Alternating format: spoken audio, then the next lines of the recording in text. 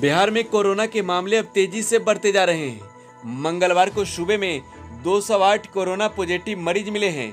इसके साथ ही राज्य में कुल कोरोना पॉजिटिव मरीजों की संख्या बढ़कर 5455 हो गई है। वहीं 2 और कोरोना मरीज की मौत हो गई है। औरंगाबाद के एक दरोगा की मौत हो गई थी, उनकी रिपोर्ट पॉजिटिव आई है। वहीं एक की मौत सारण में हुई है, उनकी भी रिपोर्ट पॉजिटिव आई है। इसी तरह बिहार में अब कोरोना से कुल 34 लोगों की मौत हो गई है। लॉकडाउन के बीच मंगलवार को बिहार कैबिनेट की अहम बैठक हुई। शाम 7 बजे हुई बैठक की अध्यक्षता मुख्यमंत्री नीतीश कुमार ने की। इसमें 25 प्रस्तावों पर मुहर लगी। कॉम्फेड की 10 परियोजनाओं के लिए 2 अरब 34 करोड़ रुपए मंजूर किए गए। बैठक में जन्म मृत्यु निबंधन में विलंब शुल्क माफ करने तथा मुख्यमंत्री आवास योजना के तहत वास स्थल क्रय करने के लिए 60,000 रुपए की सहायता देने के भी फैसले किए गए हैं। उत्तर बिहार सहित सूबे में 15 जून तक मानसून के दस्तक देने की संभावना है। इस अवधि से यह सक्रिय होगा। यह जानकारी डॉक्टर राजेंद्र प्रसाद केंद्रीय कृषि विश्वविद्यालय के मौसम वैज्ञानिक डॉक्टर ए सत्तार ने दी है।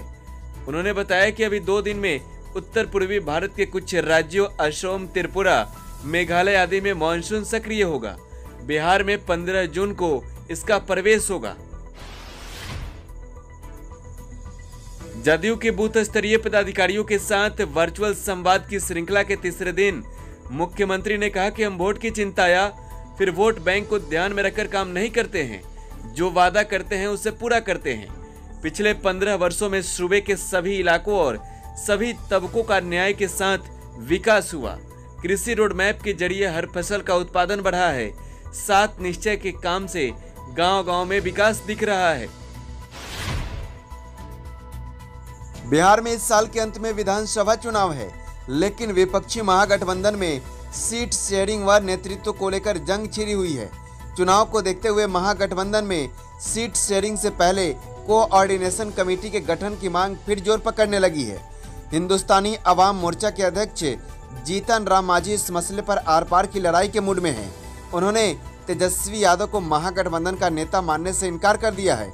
वे चाहते हैं कि महागठबंधन के नेतृत्व सहित सभी बड़े फैसले कोऑर्डिनेशन कमेटी करे। बिहार विधानसभा में नेता प्रतिपक्ष तेजस्वी यादव ने ट्वीट कर नीतीश पर तंज कसा है और तेजस्वी ने कहा कि पिछले 84 दिन से आप घर से बाहर नहीं निकले हैं। आप ऐसा करने वाले देश के अकेले सीएम हैं। आप डर रहे हैं तो आप आगे आएं, मैं आपके साथ चलूंगा, लेकिन अब तो निकलिए। देशवासी कह रहे हैं कि बिहार के सीएम को डर लगता है। सरकारी मशीनरी व संसाधनों का दुरुपयोग करते हुए आप प्रतिदिन घंटों अपने नेताओं से वीडियो कॉन्फ्रेंसिंग करते हैं, लेकिन आम जनता को आपने पूछा तक नहीं।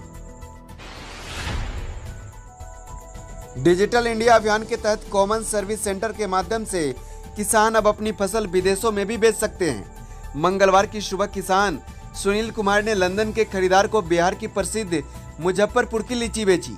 ई मार्ट नाम के डिजिटल क्रय विक्रय प्लेटफॉर्म से ऑर्डर लिया गया। क्रय इलेक्ट्रॉनिक्स व सूचना प्रौद्योगिकी मंत्रालय की संस्था कॉमन सर्विस सेंटर ने कोरोना महामारी के समय में किसानों को फसल की उचित कीमत व मंडी आकार सामान बेचने की बाध्यता से मुक्ति दिलाने के लिए यह प्लेटफॉर्म तैयार किया है।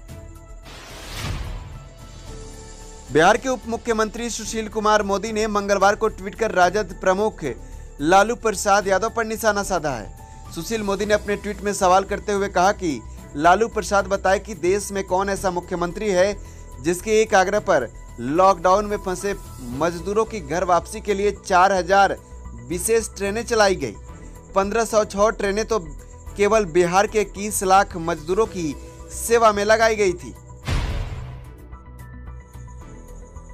बिहार के बेतिया में स्थानीय सिविल कोर्ट में चीन के राष्ट्रपति शी जिनपिंग व विश्व स्वास्थ्य संगठन के डायरेक्टर जनरल डॉक्टर टेड्रोस एथानम के खिलाफ मुकदमा दायर किया गया है।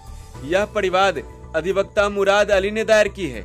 परिवाद में अधिवक्ता ने राष्ट्रपति शी जिनपिंग व WHO के डीजी पर चीन के वुहान शहर से पूरे विश्व से लेकर बेतिया जिले में कोरोना फैलाने के आपराधिक कृत्य का आरोप लगाया है।